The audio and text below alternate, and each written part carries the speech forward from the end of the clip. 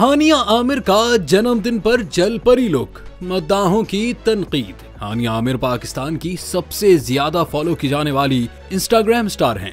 कभी मैं कभी तुम की जबरदस्त कामयाबी के बाद वो बैनुल अक़वामी सतह पर मकबूल हो चुकी हैं और बॉलीवुड की जानिब से भी उन्हें मौक़े मिल रहे हैं।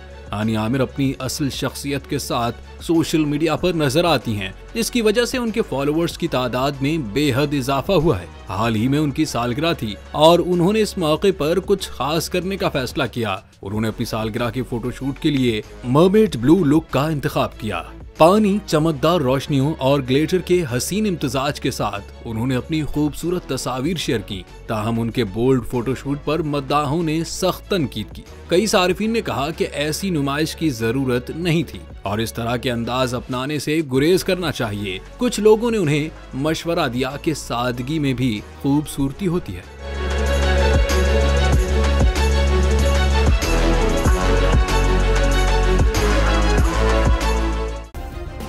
सब्सक्राइब करें और बेल दबाएं ताकि कोई खबर रह न जाए।